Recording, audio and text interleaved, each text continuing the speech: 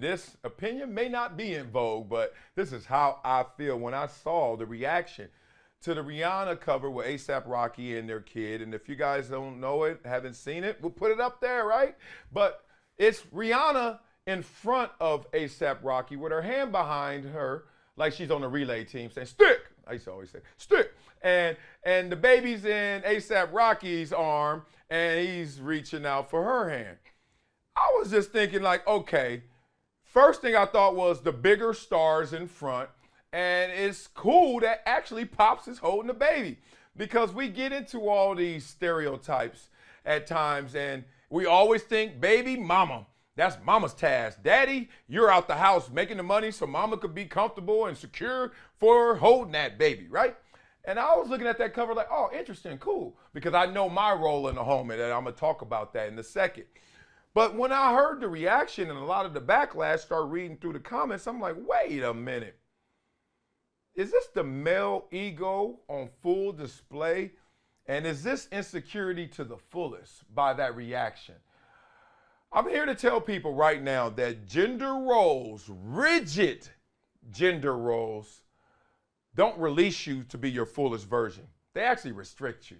They really do, because I came into relationships with preconceived notions of what the gender role is supposed to be, right? I provide, and then you, inside the house, you do everything else. I make sure we have the big house. I make sure we are where we want to be, and you do everything else inside. Kind of like a coloring book, right?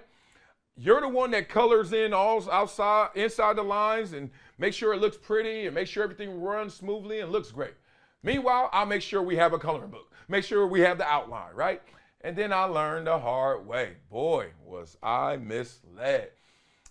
In my home, I just take you through my day before I even have to talk about what I've learned and experienced, because, frankly, I don't have rigid gender roles. I came into it saying, I'll take out the trash and I lift all the heavy items. You do the dishes, you mop the floors, and you take care of the babies. And then day one, you see your little baby, and you see the mother of your child who is sitting there depleted from that experience of labor. And immediately, as a real man, as a father, you're like, I have to assist. I got to fill in the gaps. I got to make sure that these voids are not existing, because I am sharing this with my woman. So in this situation, all of a sudden, I go through a learning process. First thing is, I'm like, all right, you better check yourself before you wreck yourself walking around here saying, I'm going to do A, B, and C, and then you do D, E, and F, because that's not how it works. It works like whatever needs to be done, let's get it done together somehow, some way. And there are certain days where you feel like, okay, I got this assigned responsibility and you have this assigned responsibility, but it's not based on gender. I wake up every morning, 5 in the morning, 5:30 at the latest. The kids are up. My wife gets up, but she gets up to work out. I get up to take care of the kids. Yes, I do. Like, got to make sure MJ, the oldest, right? 7 years old, make sure he's good. He's getting easier and easier by the day, but you still got to supervise and make sure he gets to his clothes, puts his lotion on, kind of just monitor him, but still there. Then my 4-year-old gets up. I got to get her right. And a lot of times in the middle of the night, we're still working on it. She's potty trained during the day when she's awake.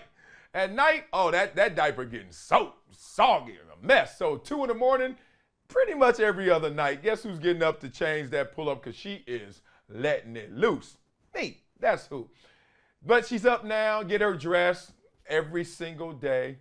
Then got to get their breakfast, those 2. The third one, the little itty-bitty, my girl Olivia, she still sleeps. She sleeps in. She is not playing. She needs her beauty sleep. And she's beautiful, so it makes sense. So she's sleeping in, right? And then my wife tends to her, takes care of her. But I've done 2. My wife has done 1. My wife's worked out, spin class, hello, Real Housewives. And then she does it with Aaron, who's a tremendous spin instructor. And then she gets 1 kid. I got 2. Wait a minute. I'm the breadwinner, and I'm doing more for the kids in the morning than you. But then she takes them to school, right? And then I'm at home. I do a little tidying up. I don't clean up, I ain't gonna lie. We got a nanny, so the nanny handles that. And then I pick up the kids. Oh, wait a minute. If we keep a score, it looks like I'm still doing more, right? I'm washing dishes.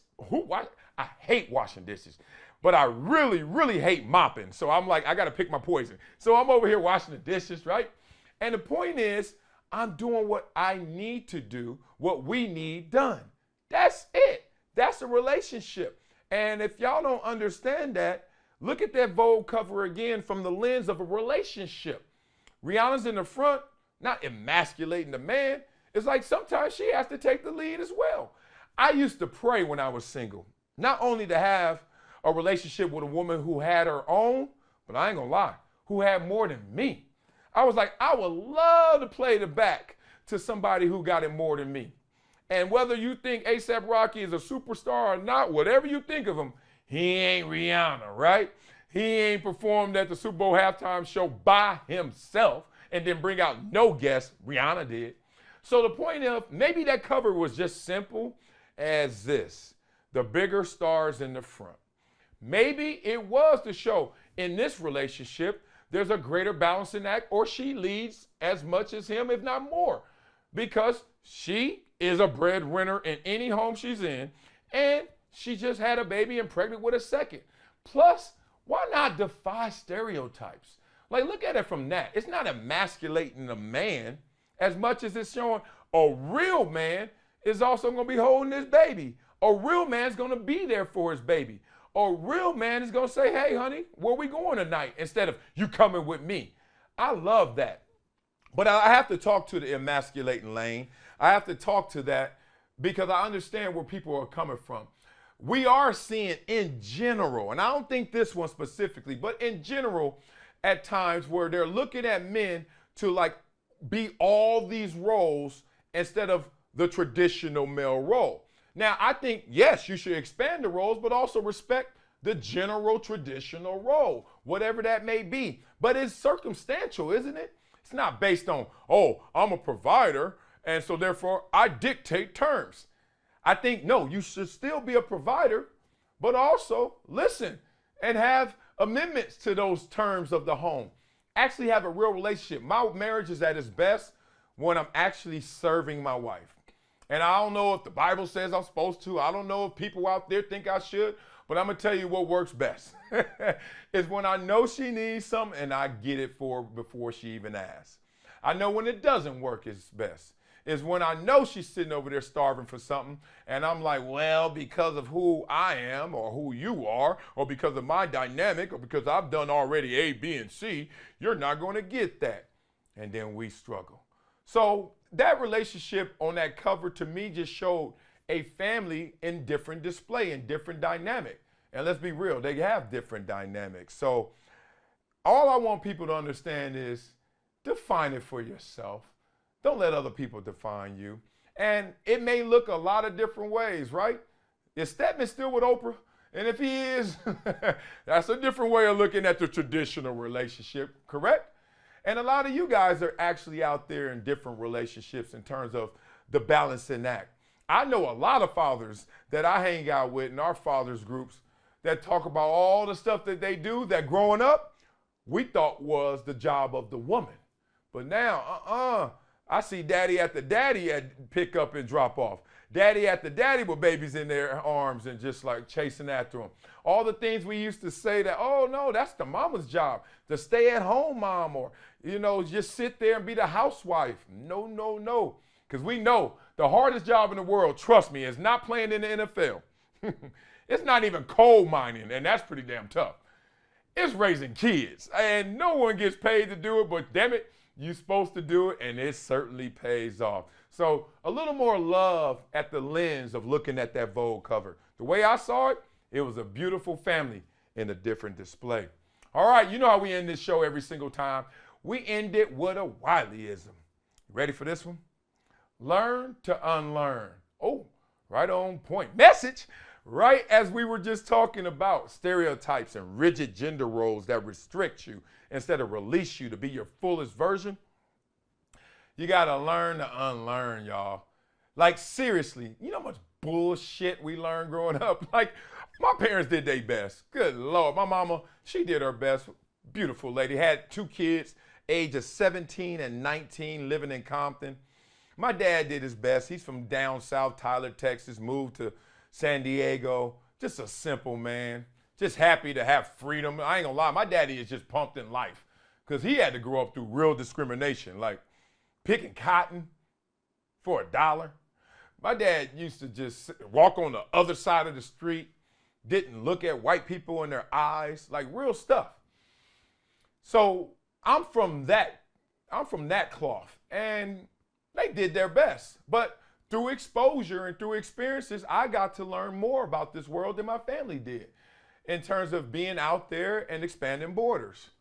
So I had to learn to unlearn because I learned a lot of crazy stuff, including ketchup on tacos, as you guys always clown me. But guess what? Where I'm from, we didn't have salsa and ketchup money. You had to pick one. And damn it, salsa don't go good on French fries, but ketchup does and tacos. So we picked ketchup. But that's just one reason why, right? Well done steak. That's because you better burn it because that meat ain't A grade. I don't know if it's B grade. It's D, F grade. It is what it is, man. You survive, then you thrive. That's the rule of life, right?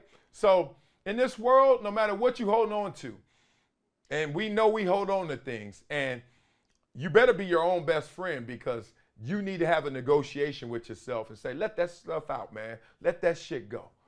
Because you gotta go out there and learn to unlearn. Get it out. And there's some things that I struggle with.